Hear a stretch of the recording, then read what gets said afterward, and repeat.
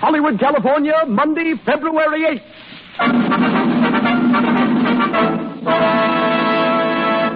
The Lux Radio Theater presents Gene Raymond and Anna Sten in Graustark with James Gleason and Moroni Olson.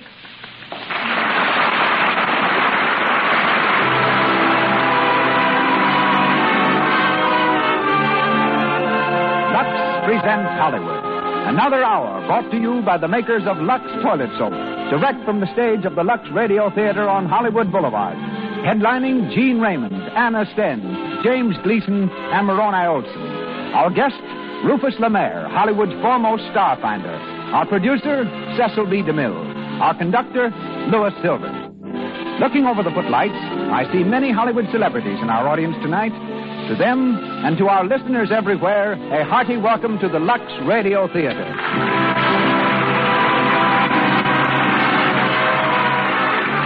Let me remind you of this, that modern complexion trouble, cosmetic skin, comes gradually. If right now you're letting stale rouge and powder, dust and dirt choke your pores, you're taking chances. Don't do it. Use rouge and powder all you like. But remember that the soap 9 out of 10 screen stars use, Lux Toilet Soap, removes cosmetics thoroughly. It guards against the tiny blemishes and enlarging pores that mean cosmetic skin. It keeps complexions lovely, the way complexions ought to be. Protection, beauty for your skin at a very moderate cost. And now, our distinguished producer, ladies and gentlemen, Mr. Cecil B. DeMille.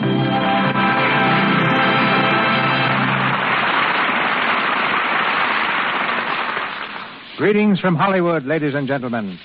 Tonight, by a strange historical coincidence, we observe 2 golden anniversaries in the motion picture industry. 50 years ago, Thomas Edison was completing the experiments that gave the world the motion picture. At the same time, Horace Wilcox was laying out this Cahuenga Valley subdivision called Hollywood. Those were days when Hollywood had an entirely different quota of celebrities.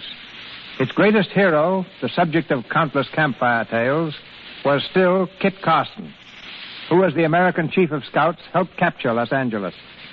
Its greatest villain was Vasquez, the bandit, who was captured while attending a dance on Sunset Boulevard, where most of Hollywood still dances. To Edison and Wilcox, Hollywood have seemed a mythical and fabulous place, a place that never could exist. Appropriately, therefore, we dedicate tonight's program to them with the international romance Graustark, in which we hear Gene Raymond and Anna Sten. On the stage at the age of 5, on Broadway at 14, Mr. Raymond was a matinee idol before he was old enough to vote. After spectacular success in Cradle Snatchers and Young Sinners, he turned to Hollywood, where he's not only a leading man, but a successful songwriter and noted horseman. Tonight, we'll hear him as Glenn Lorry. I first saw Anna Sten in one of the most effective scenes ever filmed. It was in a foreign production with Emil Jannings. Determined to place her under contract, I started negotiations for the service of this very young girl, who had starved with her parents in the Ukraine, to become one of Europe's most glamorous stars. Then one day, Samuel Goldwyn invited me to his office to ask my opinion of an actress he'd just signed. The actress was Anna Sten. I was greatly disappointed to lose her, but tonight have the privilege of presenting her in a DeMille production. She will be heard in the role of Yetive. In the part of Spud Gurley, we welcome back Hollywood's hardy perennial, James Gleason, whose ability to write comedy is exceeded only by his ability to play it. Moroni Olson is cast as Baron Obolus. And here we issue passports to the troubled land of Graustark, as the Lux Radio Theater presents the famous George Barr McCutcheon story, starring Gene Raymond and Anna Sten, with James Gleason and Moroni Olson.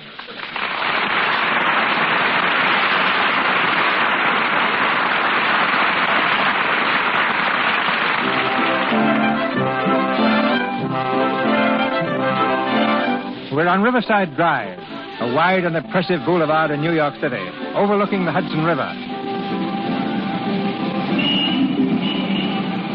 In the shadow of Grant's tomb, Glenn Lorry, a young reporter, is sitting on a park bench, deeply absorbed in the morning paper. Along the path comes a well-dressed, well-mannered young lady. She pauses for a moment to gaze up at the monument, then turns politely to the reporter. I beg your pardon? I said I beg your pardon. Oh, I'm sorry. Were you talking to me? Yes. Can you tell me what building that is? That? Why, that's Grant's tomb. Oh, Grant's tomb? Yeah, Grant. Ulysses S. You know, he smoked cigars. Ulysses S. Oh, of course. He was president, wasn't he? I said he was president of the United States. Hey, what are you doing? Kidding me? Kidding you? I'm afraid I don't know Everybody knows Grant, even the kids in school. He was a great man. He must have been to have such a beautiful monument. What did he do exactly? What did he... Look, miss, I'm a busy man. It's 9 o'clock, and I'm due at the office at 8:30. Oh, I'm sorry. I didn't mean to take up your time. Excuse me. Say, wait a minute. Yes? Are you on the level about this? About what? Not knowing who Grant was? Well, I knew he was president. Sit down. Thank you. I don't know whether I'm making a darn fool out of myself or whether you're helping me along. A little girl shouldn't go all through life without knowing about General Grant. I know. Yeah. All right, here goes. Full name was Ulysses Simpson Grant. Born Point Pleasant, Ohio, 1822. When he was 21, he graduated from West Point, went into the Army. He was best known for his work in the Civil War. Captured Vicksburg, won the Battle of Chattanooga. General Lee surrendered to him at Appomattox, April 1865. Grant was elected president 1868, re-elected 1872, died in 1885. You seem to be very well informed. I ought to be. I once wrote an article about him for the Sunday Supplement. Oh, you're a journalist. You flatter me. I'm a reporter. Well, come on. What's the gag? Gag? Come on. I've taken the bait. Now tell me what it's all about. I don't know what you mean. You know who Grant was. Everyone does. He's one of the idols of American history. But you see, I'm not an American. Oh, no? No, I'm Graustarkian. You're what? Graustarkian. I'm from Graustark. Oh. Well, that makes us even. Even? You never heard of Grant. I never heard of Graustark. But look, where'd you learn to speak English? My tutor. We never spoke anything but English at home. I mean, the young people, of course. Oh, of course. I'm glad I'm doing so well. This is my first trip to America. All alone? Oh, no. I'm traveling with my aunt. Yeah. I see. Yeah. I just happened to be driving by here, and I saw this monument. I wondered what it was, so I got out to investigate. Well, I'm glad you did. Thank you. I didn't know you were a visitor. Say, you ought to have a guide. Oh, no. I like to find things out for myself. Sure. It's more fun that way. But don't you think that you could learn a lot more and see a lot more if you had someone to show you around? Someone like you? No, not someone like me. Me. You're very kind. You mind telling me your name? No. It's Yetiv. Yetiv? Yetiv? Yes. That's a strange name. Yetiv what? Yetiv Guggenschloner. Guggenschloner? Yeah. That's an even stranger one. Well, it does strike these American ears with a bit of a thud. Do you mind if I call you Yetiv? If you want. Thanks. I'm Glenn Laurie, Morning Star. How do you do? Fine, thanks. Now, what about that kind offer of mine to show you around?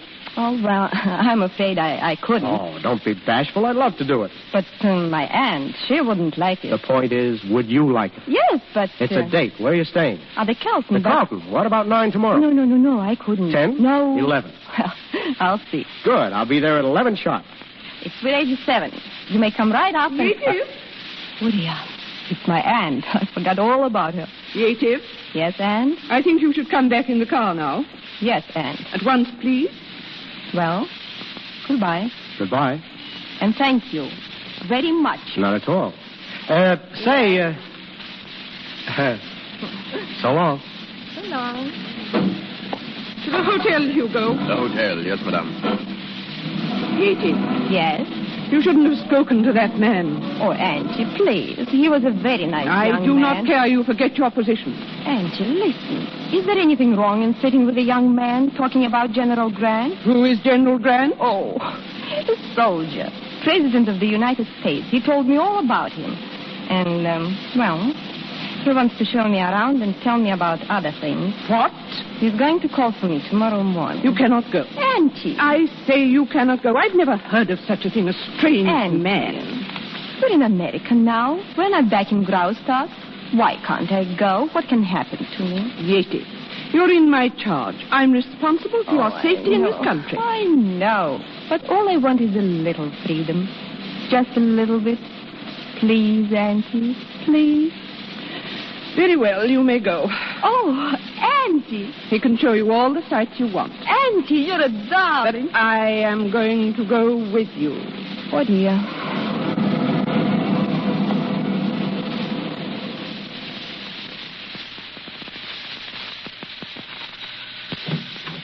Good morning. Good morning. My name is Laurie. Miss Guggenschlan is expecting me. Miss Guggenschlan? It's all right, Hugo. Come in, Mr. Lorry. Ah, good morning. Well, I'm right on time. Yes. Mr. Lorry, this is my aunt, Gertrude Penelopa Listova, Mrs. Dagmar. Well, how do you do, Mrs. Dagmar? How do you do? It's very kind of you to invite my niece to see New York, Mr. Lorry. Oh, don't mention it. Where are you going to take her? I beg your pardon? I said, where are you going to take us? Why, My aunt is going too, Mr. Lorry. Oh, yes? Yeah. Well, that's fine. I thought the zoo would be nice to start off with, but of course, that's an awful lot of walking for your aunt. I enjoy walking very much. Yes, I thought you. Well, then I figured on seeing the parks and the statues and the Empire State Building and all of that. We can let the theaters and the nightclubs go for a while. Theaters and nightclubs? Yes, I've made up a schedule. It's a little strenuous, but I'm sure you'll like it. I certainly hope it won't be too tiring for you, Mrs. Dagmar. You need not worry about me. I never get tired. Oh, that's fine. Well, let's go.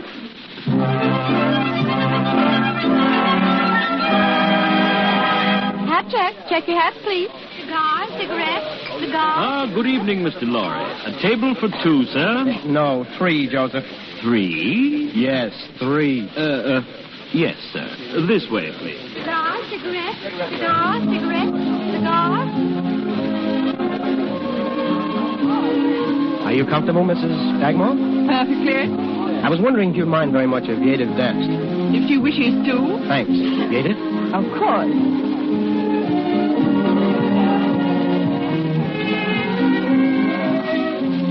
Having a good time? Wonderful. I never knew I could have such a glorious time. Oh, I wish it would never end. Must it end? They say all good things do. Look, what are the chances of our slipping out for a while? Slipping out? Yeah, away from Auntie. Oh, very bad. Can't you manage it? You know, I hardly ever see you alone. It's been going on like this for a week. I'd like a chance to talk to you. Not now. Let's get out, shall we? But, wait until we go home. Then, when Auntie goes to bed, I'll come down and meet you. That's swell. I'll have the car outside.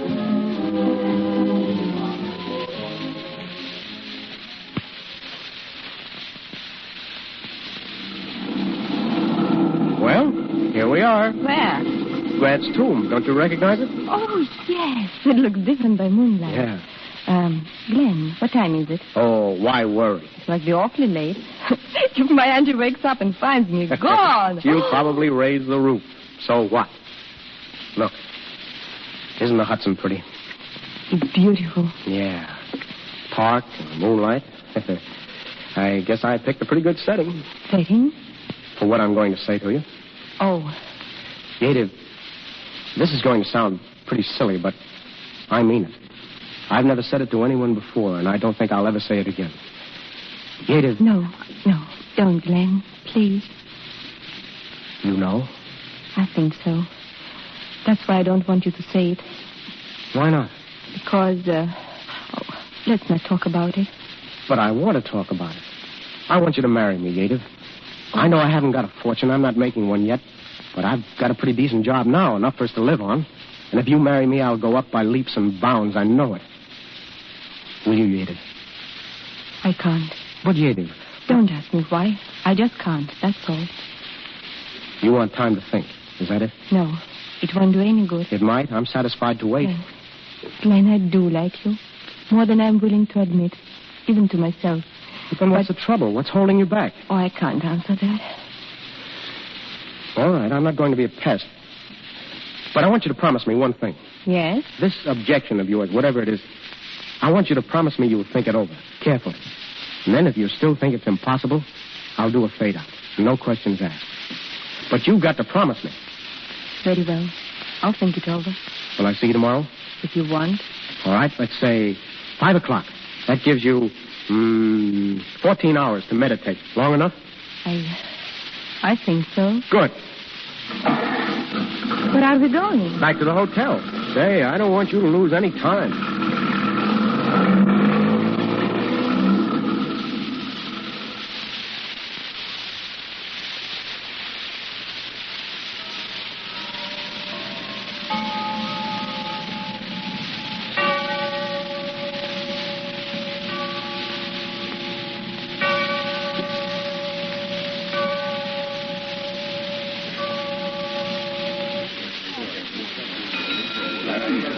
Front there. Say, clerk. Yes, Mr. Lorry. Check up on it again, will you, please? I have already, sir. Mrs. Dagmar and her niece have left the hotel. Oh, but that's impossible. I had an appointment with her at 5 o'clock. I'm sorry, sir. They checked out about 11:30 this morning. I believe their boat sailed at noon. Both? They've gone to Europe? Yes, sir, on the Empress. And she didn't leave any message for me. You're sure? Not a thing, sir. That's funny. I can't understand. If anything comes, I'll let you know.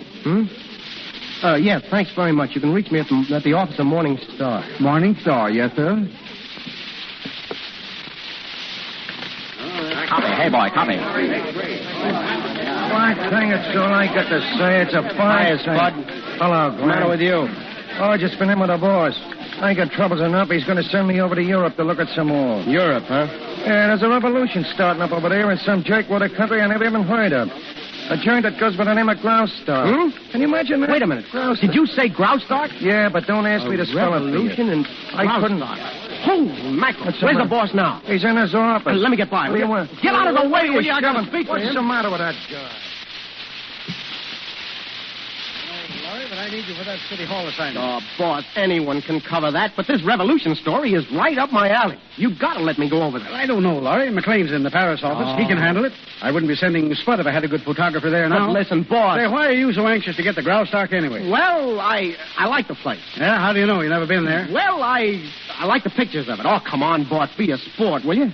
I'll turn you in some of the greatest stuff this sheet has seen in years. Well... Come on, let me go, will you? Well, all right. Swell. Your stuff better be good. Don't worry, it'll be front page. Hiya, Spud. Come in, Spud. What's the layout, boys? I'm sending Laurie over, too. Yeah. You get the story, and you shoot the picture. Yeah. Sounds like a great setup, Spud. What's so great about it? Huh? Why, the revolution excitement. We'll be right over there in the middle of it. Yeah, and Mr. Giant's opening game. Oh, forget it, will you? Well, I'm going home and get packed. Shake, boss. Thanks a lot. See you later, Spud. Well, what's the matter with that guy? He sure is excited. He must be nuts. You'd think he was going to meet his girl.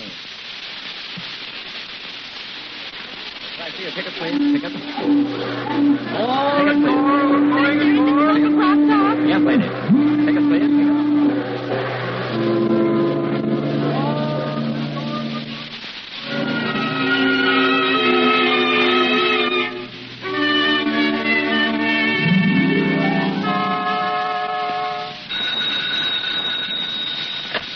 Hello? Spud Gerby on this end. I said Gerby, not Scurvy. Who's this? What? Look, I don't understand you. I says I don't understand you. Look, no speak of the Graustark. I only been here a week. Talk American, will you? Now, what do you want? Yeah, this is Mr. Lowry's room. Who? Oh, yeah? Okay. I said okay. We'll be there. Who's that, Spud? Okay. Yeah, sure. Yeah, thanks a lot, Major. Well, my friend, where you been? American Embassy. Any luck? Nope. He went all through the records. Said he never heard of a girl over here named Guggenschlaner. With a name like that, he should ought to be glad of it. Ah, shut up. Who was that on the phone? Baron Albert's secretary. It's all fixed. What's fixed? The interview. You're going to meet the Baron personally. He's the big meat course around here, you know. Head of the cabinet, head of the army. He'll give you the whole lowdown on this tin-sword revolution that ain't taking place. Yeah, where do I meet him? At the palace, my pal, at 4 Bells. All right, order me a car, will you? Oh, they ain't allowed. Huh? It's horses over here, Brant. They ain't never heard of an automobile yet. If they have, they're not in favor of it. Oh, well, get me a carriage. Sure. And a horse. Sure. What? Hey. Hello? Say, I want a carriage. Can you get me one? A carriage. Look, a couple of horses and a buggy. No. Horses. You know, they gallop. Tick-a-dick, tick-a-dick, tick-a-dick, tick-a-dick, tick-a-dick, tick-a-dick, tick-a-dick, tick-a-dick.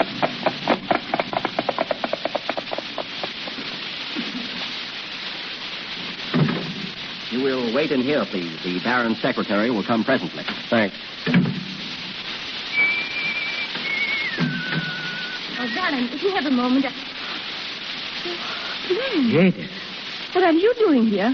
Well, I could ask you the same thing. I've been looking all over for you. Oh, Glenn.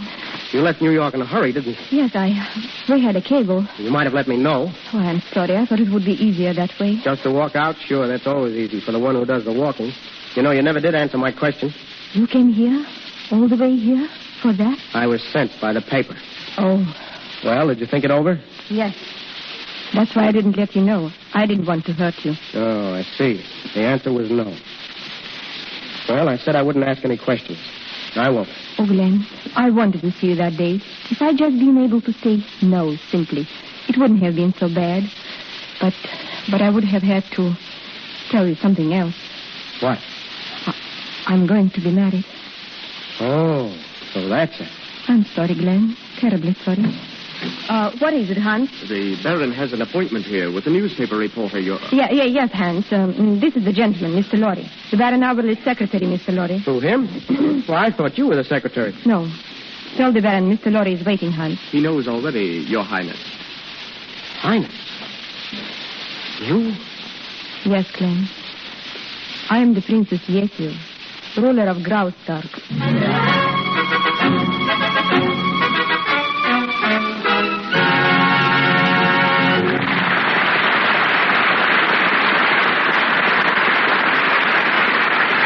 In just a moment, we are going on with the Lux Radio Theater presentation of Graustark, starring Anna Sten and Jean Raymond with James Gleason. Meanwhile, let's go over to the corner of Broadway and 42nd Street on the RKO radio lot. Practically every afternoon, you can see stars and extras bicycling there after work is done. It's hard exercise, too. Listen to what these extras say. Phew, I'm hot. Pedaling around in this weather is too much for me. How about sitting down a spell? We could sit on the commissary steps if you're not too proud. Like to, but I can't. Have to go to Pasadena tonight. Dinner with friends. You'll never make it. Me, I couldn't move a step. Oh, I'll make it all right. Dead as a dog now, but life will look better after my bath. A few moments in a warm tub while that nice fragrant Lux toilet soap lather does its work, you'll feel like a million. Now, the sequel to the story. If you could follow Linda tonight, you'd see her refreshed, full of pep, confident, as girls are when they are sure of daintiness. Linda knows she can depend on Lux Toilet Soap's rich, active lather to remove perspiration, every trace of dust and dirt. She knows it leaves skin sweet, delicately perfumed, attractive. Why don't you try a Lux Toilet Soap beauty bath? Once again, Mr. DeMille. We continue the story of Graustark, starring Jean Raymond and Anna Sten, with James Gleason and Moroni Olson.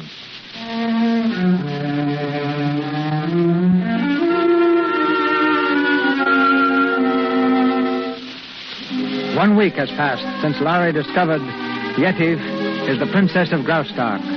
We're in the Princess Council Chamber, where the Baron Alberlitz and her aunt are scolding her. They resent the courtesy she has shown to the young American. Your Highness, if I may say so, your conduct with this young American is most unbecoming to the princess of our realm. Perhaps you will explain what you mean by that, Baron Alberlitz? There's no explanation necessary. He's been coming here to the palace every day. At my invitation. Exactly, and that's what I find so deplorable. Your Highness, you do not realize the seriousness of our situation.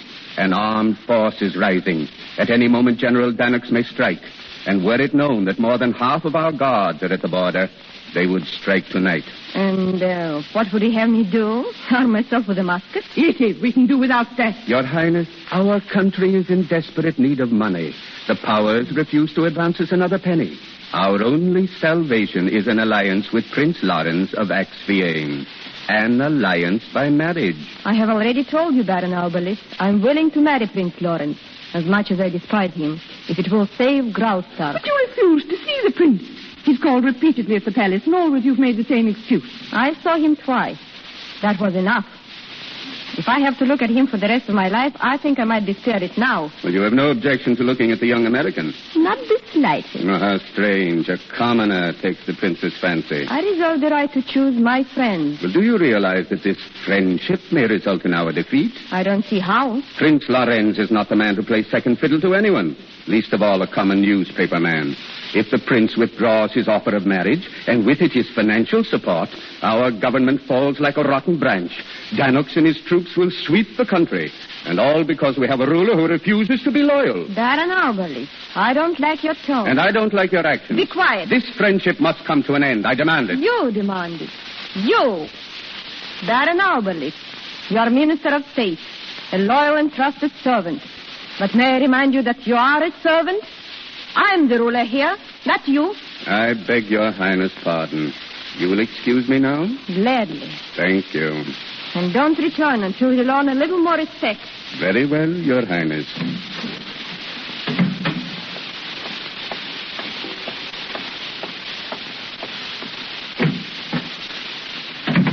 Hans. Yes, Your Excellency. Come here quickly. Yes, Your Excellency. Did we receive any word from General Danux? No, Your Excellency. He's waiting to hear from you. And he will. Send him a message at once. Yes. Tell him that only half the guards are at the palace.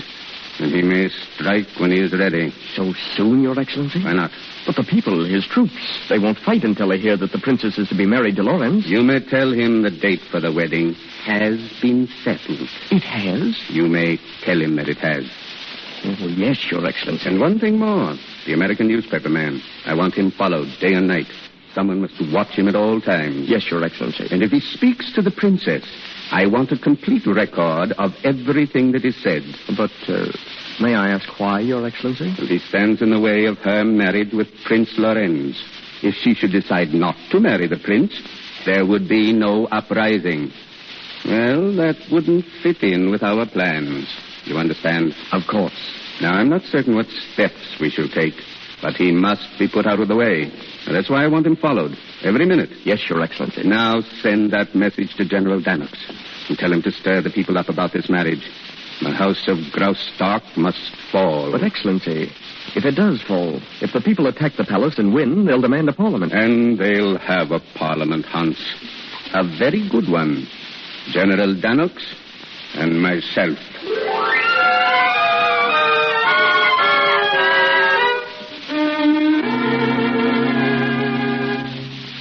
Your Highness. Yes? Mr. Glenn Laurie is in the anteroom, Your Highness. Oh, all right, send him in.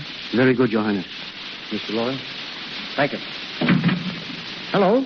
Glenn, I asked you not to come again. Yes, I know. And why did you do it?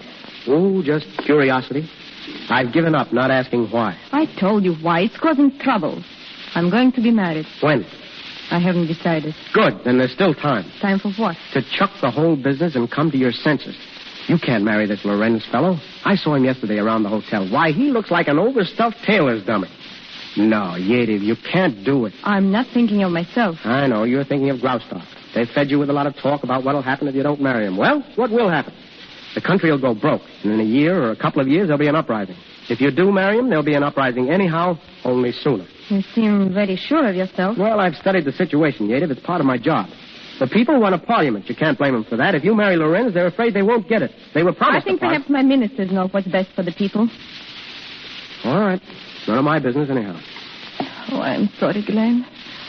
Let's not talk about it, please. We have so little time left. You mean they're going to announce the marriage ceremony? Soon, I imagine. And there is always the danger of an attack by Danux. He'd storm the palace tonight if he knew half the guards were at the frontier. Who sent them there? Oh, I don't know. I try to keep track of everything and everybody, but I can't. You make a very bad princess, Yadiv. I know. Why did you have to be one? Why couldn't you have just been plain Yadiv Guggenschlager? You know that name? Well, it has its compensations. You see, Yadiv Guggenschlager wouldn't have had to catch the next boat back to Graustark. She'd still be in New York, seeing things, going places. And having the grandest time of her life. No worry. No headache. No revolution. No problems of faith. And no Prince Lorenz. Boy. She wouldn't have to get married unless she wanted to. A very fortunate girl. And I think she might have wanted to. Don't you? Perhaps. It's not too late. Please. You don't realize. Yeah, I know. I've got a lot of nerve proposing to a princess. Well, what of it? Before you were a princess, you were a human being. Well, I'm human, too, and I'm asking you to... You're asking me what? I'm asking you to chuck this, Yadiv, all of it, and get out while you still got time. What? You don't want to be a princess. You said so yourself. Then why don't you give the people a break, Let them run things the way they want. They'll be happier, and so will you. You want me to abdicate? Is that it? Right. And what do you offer in exchange? You really want to know? Yes. All right. I'm offering you a 3-room apartment in New York and half my salary every Saturday night. I'm offering you a 2x4 kitchenette where you'll have to learn how to cook and turn around without burning your elbow. I'm offering you a little bunch of flowers every payday and the movies once a week or a walk in the park when we can't afford that. In short, I'm offering you a lot of work and a lot of grief and a lot of fun, if you'll see it that way. Oh, Glenn. Well, what's the answer? Oh, Glenn, I do love you. And I'd love that place. I know I would.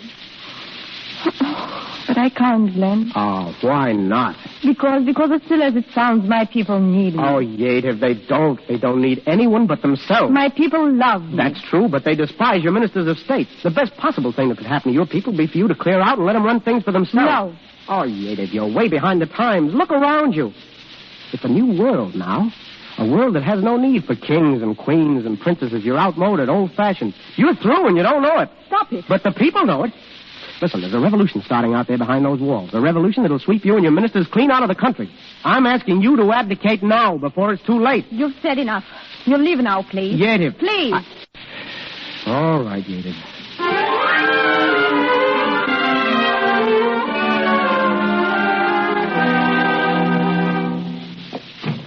Your Excellency. Yes, son? I have here the transcript of the meeting between the princess and the American. Oh, yes. Let me see. It is word for word, Your Excellency. Our man took it down over the dictograph. Very interesting. But I'll look it over later. Tell me, have you communicated with General Danux? Yes, Your Excellency. His troops will begin the attack on the palace at 11 o'clock. Good. Keep under cover, Hans. Go to the west wing when the firing begins. I've told Danux that he must not shell that section. Very good, Your Excellency. Thank you.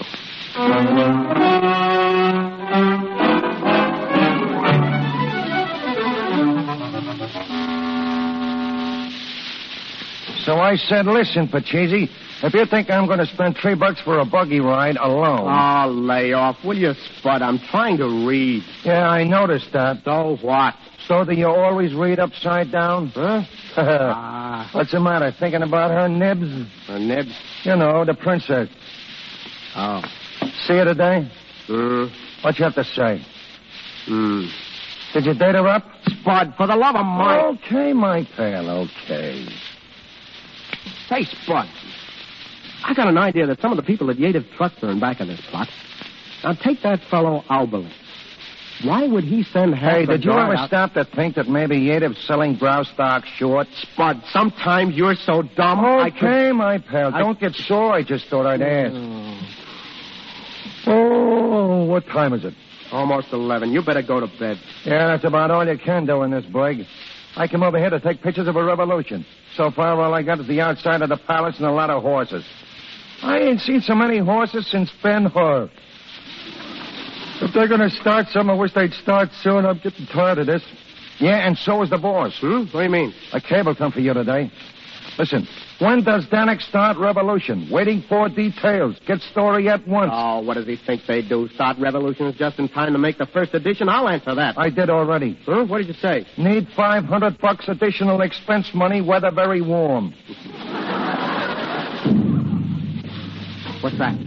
Sounded like thunder. Not to me, it didn't. I'd swear it was a gun. Yeah. You hear it? I tell you, it's thunder. No. Nothing could happen in this brig after 10 p.m. I'll take it. Hello? Yeah. Yeah. What? Are you sure? What is it? Wait a minute. Go on. Yeah, okay. Spud, will you tell me what's going on? Wait a minute. Okay, mister. Well, thanks for the tip. What's going on? It's the revolution. It's happened at last. Who's that on the phone? The manager of the hotel. All foreigners are ordered to keep in the rooms. No one allowed out on the street. Well, get your hat, Spud. We got work to do. Say, wait a minute. Where's the fighting? It's at the palace. They're shelling The palace? I'll see you later. Hey, wait. You can't get there. Well, Get there. Yeah, listen, Spud, you get come the on. pictures and dig up a story Wait for a minute. me. I gotta don't- find Yates. What's the matter with that guy?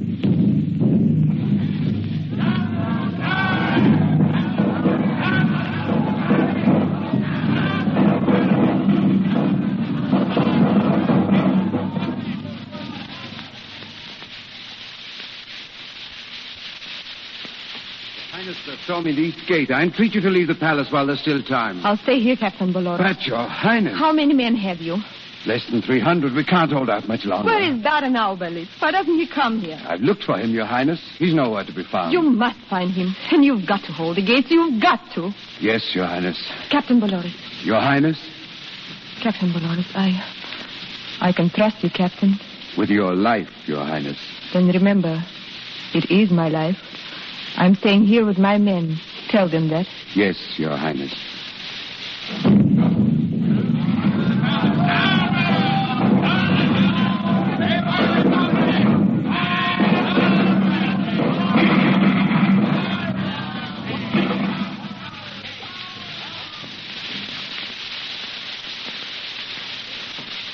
Edith! Ben! Oh, are you all right? How did you get in here? Never mind that. The question is how you're going to get out. I'm not getting out. Oh, don't be a fool, Edith. I've just come through that mob out there. They've got blood in their eyes. Now, listen. I can get a carriage to the west gate. I'm not leaving. My men are out there giving their lives for me. Sure, those that aren't hiding in the cellar. My soldiers are loyal. Yeah. How do you suppose I got through the gate? By slipping one of your loyal soldiers $50. What? Yeah, now, come on. Your Highness. Oh, Baron Auberlis. Come here. Your Highness, I have just been informed of Herr Lorry's arrival. He bribed his way through the gate. Indeed. Do you understand? He bribed his way through. What's happening out there? Are my own men turning against me? Well, there is no need to excite yourself, Your Highness. Herr Lorry was allowed to pass through the gates at my specific order. What? And it is now my pleasure to place Herr Lorry under immediate arrest. What are you talking about? Arrest? What for? Well, if he were a citizen of Graustark, Your Highness, I would call it treason. Treason? What? The betrayal of military secrets to the enemy. Are you crazy? It's very simple, Your Highness. In your conversation with Herr Lorry this afternoon, you disclosed the fact that we have only half the guards at the palace. No one knew of this but you and me and Herr Lorry. I accuse him of informing General Danux as to the state of our defense, thereby provoking the present attack. Listen, you, another crack like that, now... Lieutenant, Your Excellency. place this man under arrest and confine him to the North Tower. One moment. Baron Auberlis, may I ask how you knew of our conversation? Well, it is of no significance, Your Highness. This man pleaded with you to abdicate in order that you might be free to marry him. You refused, and he took the only possible course open to him. He betrayed Your Highness to the enemy in an attempt to bring about a quick overthrow of Your Highness' royal position. Say, did you ever try writing stories? You've got a swell imagination. Glenn, this isn't true. Oh, It can't be true. What do you think? I don't know. You did ask me to abdicate. His exact words, Your Highness, were these. The best possible thing that could happen to your people would be for you to clear out and let them run things for themselves. You're through and you don't know it, but your people know it and I know it. Glenn, you did say that. Sure, what of it? It's the truth and you know it. Be quiet. If you were out of here, I wouldn't care if they shell this palace to pieces. Be quiet, I said. And they'll do it, too. They'll set up their own government with their own laws and their own leaders, and it'll be a darn good thing. There it is. Now, do what you want about it. You see, Your Highness. Take him away. You really mean it? You have forgotten once too often that I am Princess of Graustark. Yeah. I just can't help thinking your name is Guggenschlaner. Lieutenant? Yes, Your Excellency. Come along. Take your hands off. I don't mind spending a night in a cell, but I won't be pushed into it. It will be more than a night, Herr Lorry. Oh, yeah? Not when the American ambassador hears about it. Think you got trouble now? Wait until tomorrow. Well, pleasant dreams, Your Highness.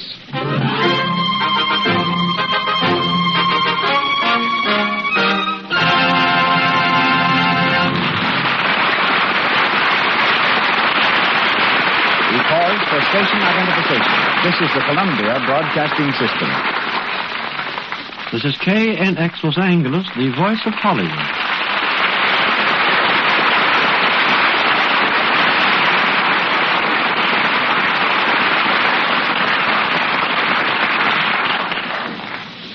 We will continue with the Lux Radio Theater presentation of Graustark, starring Anna Sten and Gene Raymond, with James Gleason shortly.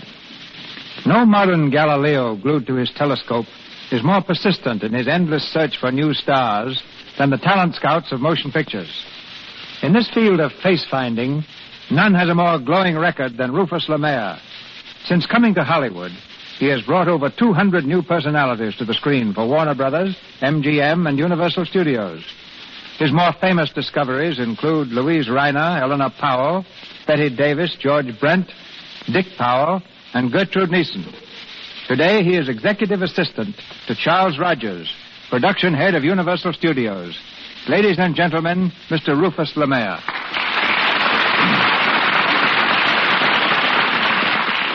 Thanks, Mr. DeMille.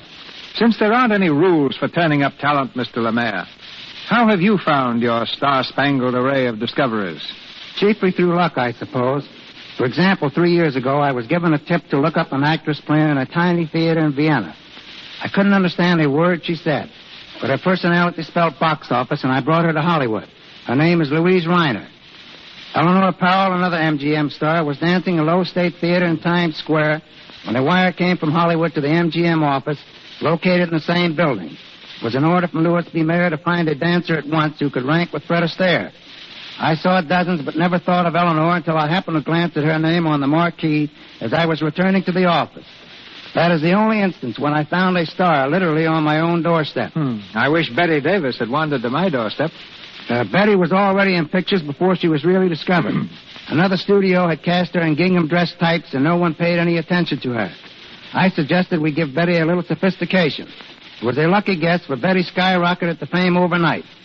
Gertrude Neeson I had seen in New York several times without being impressed. But when she sang at the Trocadero here in Hollywood, with a new style of song, a slimmer figure, and a new style of hairdress, I couldn't hand her a contract quickly enough. And Deanna Durbin is a Universal star only because another studio let her go, and I was fortunate enough to catch her on the rebound. Everyone always asks, what are the qualities that make a star? Well, there are 3. A voice that you believe when you hear it saying, I love you. Second, charm. And third, appearance. A good complexion, for instance, is not only something nice to look at, but it is a definite reflection of character. No one knows this better than a star, and I've seen enough Lux soap in Hollywood to realize it is by far the favorite of those who must always look their best. Is there any reason why one section of the country should produce more stars than another? No, they'll come from everywhere. Though a great many of our future stars are right here in Hollywood, hoping to get a screen test. They haven't had experience, and you can't blame producers for hesitating to experiment with them. It's a big chance to take. But we at Universal took it when we starred Deanna Durbin, Barbara Reed, and Nan Gray in 3 Smart Girls. And we're going to take it again to the tune of $1 million in producing Top of the Town, with a cast composed entirely of new faces, headed by Doris Nolan, George Murphy, Gertrude Neeson, and Ella Logan. I'm confident that when you see this film, you'll not only be seeing a fine show, but you'll get your first glimpse of at least 4 stars of the future. Good night. Good night, Stargazer.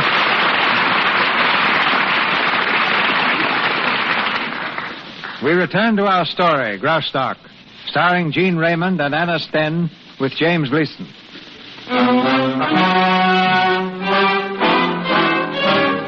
It's the following morning. In his cell in the North Tower, Glenn Lowry walks the floor impatiently. Suddenly, he hears a footstep in the corridor. The door is unlocked, and Spud enters. Spud. Hiya, pal. Okay, Jelly, come back to me in 10 minutes. Yeah. Well, what's the news, Spud? Plenty. They've declared a temporary truce. They're going to stop and talk things over. Hey, I got some swell pictures last night. No, man. I mean, what's the news about me? When am I going to get out of here? Oh, pretty soon, I guess. Pretty soon? What do you mean, pretty soon? It's a nice little place you got here. How's the bed? Comfortable? What do you mean, pretty soon? You know, you certainly managed to get yourself tied up in some awful knots. How do you do it anyway? Oh, for the love of Mike. It's like a story, you know? Boy meets girl at Grant's Tomb. Boy follows girl to Graustark. Boy proposes to girl. Girl throws boy in a can. It's like a story. Spud, if you don't shut up, I'll strangle you with my bare hands. I want to know when I'm getting out of this place. I'm coming to that, my pal. Say, you know, you should ought to have been with me last night. Know where I was? Right in the middle of the revolution. And did I get some pictures? Oh, boy. I'm standing right in the middle of the mob, see? I got my camera under my coat, and who marches up but General Danix? Right smack in front of me with about 10 assistants. Boy, I never see so much gold braid in my whole life. So what happened? Spud. You know what I did? What? Will you answer my question? When do I get out of here? Give me a chance, my pal, will you? So I snapped the picture. Danix and his parents. The only 10 ever been snapped. Spud, I'm going to poke that nose of yours. Okay. What's on your mind, my pal? What's on my mind? Did you go to the American Embassy? Certainly I went to the American Embassy. Good. What did the ambassador say? Well, nothing. What do you mean, nothing? He left town on business day before yesterday. He won't be back for a week. What? Yeah, that's right. And what happens to me in the meantime? Well, I guess you're stuck. Now, about the pictures. Shut up about your pictures. I don't care if you snap Danik standing on his head. I want to get out of here. Right here. Yes, sir, I can. Good morning, Herr Lorry. Oh, it's you. What do you want? Well, I've come to pay you a little visit and to have a short talk. Well, the shorter it is, the better I like it. You change your tone, please. Remember, you were my prisoner, Herr Lorry. Who's this guy, Glenn, the royal stooge? You're excused. Get out. Hey, you know, I seen you before someplace, Colonel. I said get out. Okay. But don't shake your medals at me, Major. I'm the American press. Well, be seeing you, Glenn. Yeah. So long, pal. So long, Corporal. Hey, I could swear I seen your kisser before someplace. Hey, using you to live in Brooklyn? Get out! Well? Sit down, Herr Lorry. What do you want? Herr Lorry, I regret the necessity of confining you here. In fact, it is my sincere wish that you remain with us for as short a time as possible. Mm-hmm. Go on. Well, I'm prepared to release you at once and on one condition. That you cross the border by 6 o'clock this evening and make no attempt to return. Suppose I don't agree. Well, then you must stay with us. Indefinitely. At least until the revolution is over. All right. I'll stay. I see. You are making a mistake, Herr Lorry. Maybe, but I'm staying just the same.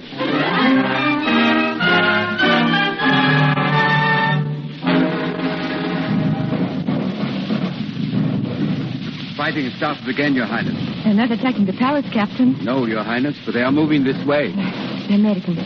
Captain, is he safe? For the present, Your Highness. If they attack the north wing... I would like to speak to him, Captain. You will bring him to me here.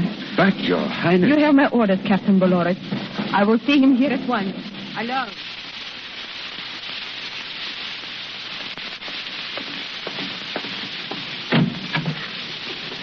You will go in, please. Thank you. Glenn. Hello. I hear you want to see me. Yes. How have you been? You have a good night's rest? Please, Glenn. I did, too. Pillow was a little hard, though. And I suggest you widen out those cells. The ventilation's awful. Glenn, I am sorry. Really. Yes? I didn't want to put you there. Yes, I know. It hurt you worse than it hurt me. That's what my father used to say. I had to do it. Albert. I couldn't trust him.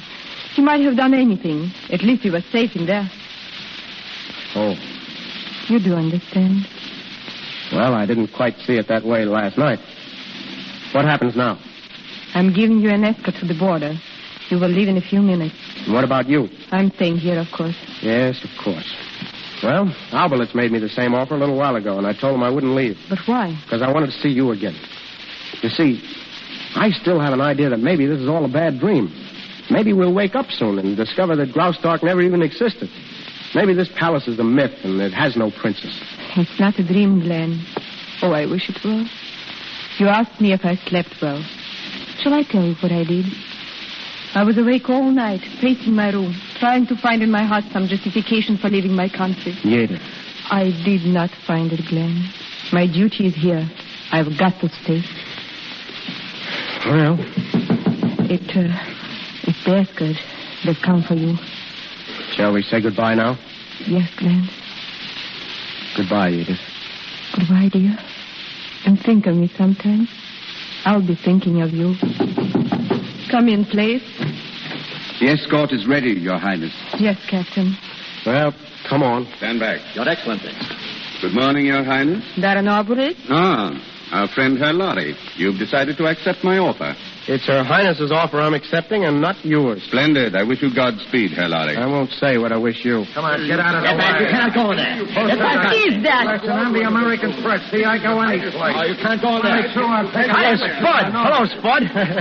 Hey, Glenn, I got a story for you. What do you mean by forcing your way in here? Well, if it ain't the lieutenant, you're just the man I wanted to see. Put this man out. No, you don't. You handle me with care, Corporal, or I'll spill my story all over the country. What story? A pet. Baron Arbalet's turned straighter. Sells out to the enemy. What?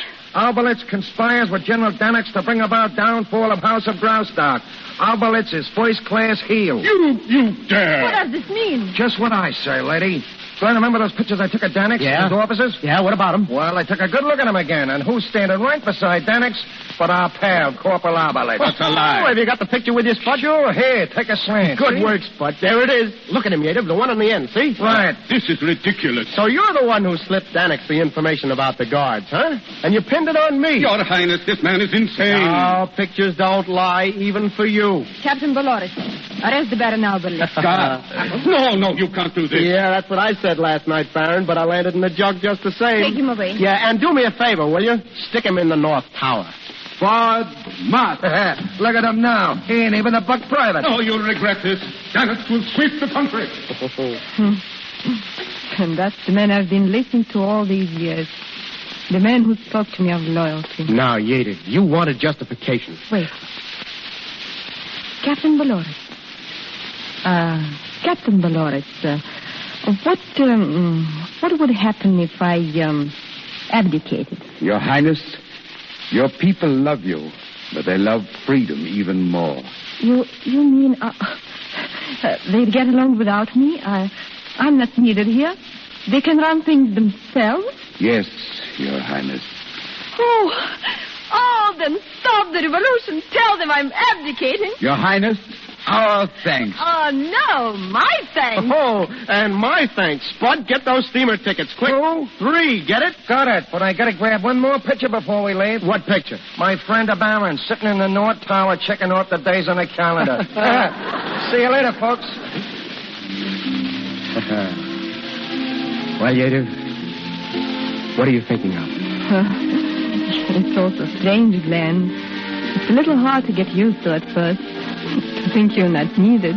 Why, I need you, darling. And I'll be a very willing subject. You?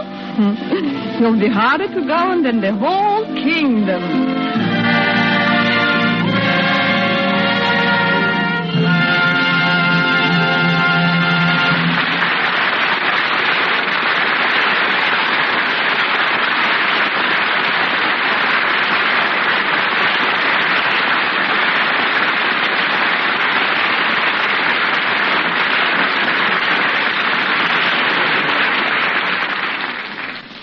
So we sail away from Graustark and drop anchor again in Hollywood. By the way, when Hollywood was founded 50 years ago, the majority of its citizens were sheep. When it became a town, one of the first laws prohibited the driving of more than 2,000 of its fleecy residents down Hollywood Boulevard at one time. The sheep have long since gone the way of all mutton, and Hollywood is now part of Los Angeles. But as a dog's paradise, it still has a large 4-footed population. Since both our stars are owners of celebrated dogs, perhaps they'll tell us something about them. Ladies and gentlemen, Gene Raymond and Anna Sten.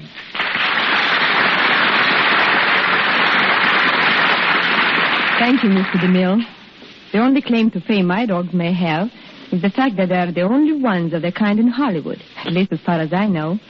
They come from Siberia, and they are known as Samoyeds. Well, since names make news, Anna, what do you call them? Well, one is Pushok, which means swan down. One is Druzhok, meaning little friend. And the third is Vanka, a nickname for Ivan. Pushork, Druzhork, and Vanka. Well, it's a cinch they're not Irish, like my setter. But I thought you said you had a quartet. Yes, I have. And here's where I fool you.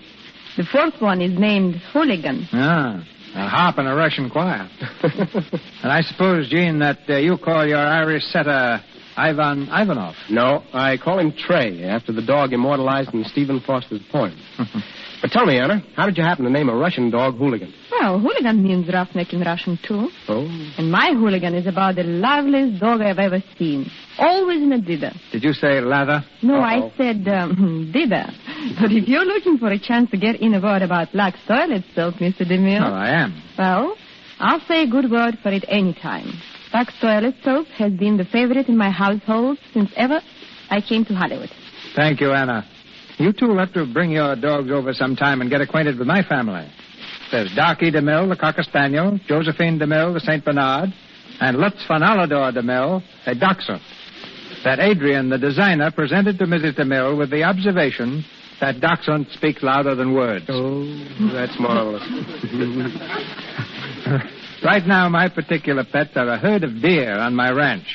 After 15 years, I've tamed them to come within 10 feet of the front porch. Perhaps when you and Anna are here next, I'll be able to say that they bring me the morning paper. Well, by that time, we'll probably have a lot more puppies to talk about. And let's hope it won't take another 15 years to turn those deer into newsboys. Well, good night, Mr. DeMille, and my appreciation to you and the Lux Radio Theater. Good night, Mr. DeMille. Good night, Anna. Good night, Jean.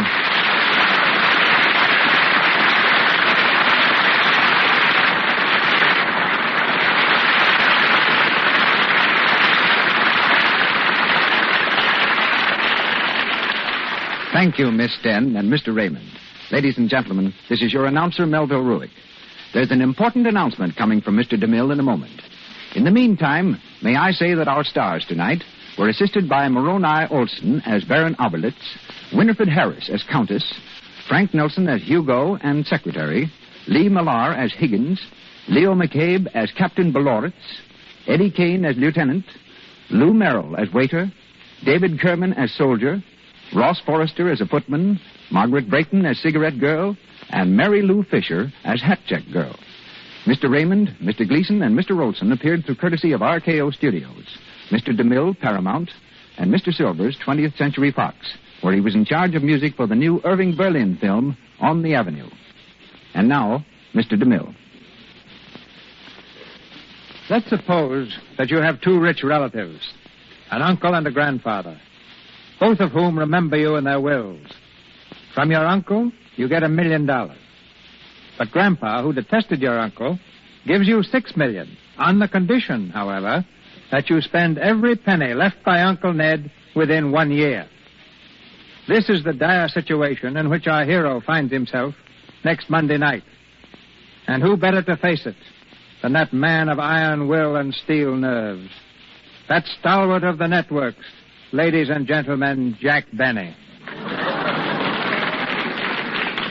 Our play is Brewster's Millions, and brings us not only Jack Benny, but his leading lady of laughter, Mary Livingston.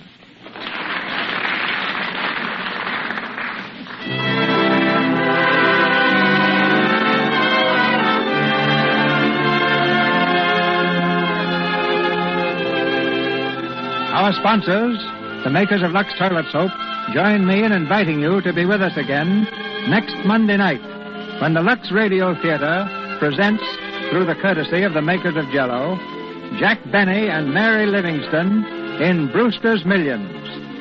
And now, may I urge you, if you haven't done so already, send a contribution to the American Red Cross. The work of rehabilitation in the flood area has only begun. Now, as seldom before, they need our full support. Please send your donation to the local chapter of the American Red Cross. This is Cecil B. DeMille saying good night to you from Hollywood. This program, ladies and gentlemen, came to you with the good wishes of the makers of Lux Toilet Soap, the beauty care used by 9 out of 10 screen stars, and yet so inexpensive that every girl can use it every day. A cordial invitation goes to you to listen in again next Monday night when Cecil B. DeMille brings us a production of that sparkling comedy, Brewster's Millions, starring Jack Benny and Mary Livingston.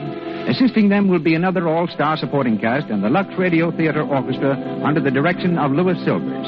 Until then, we bid you all good night. This is the Columbia Broadcasting System.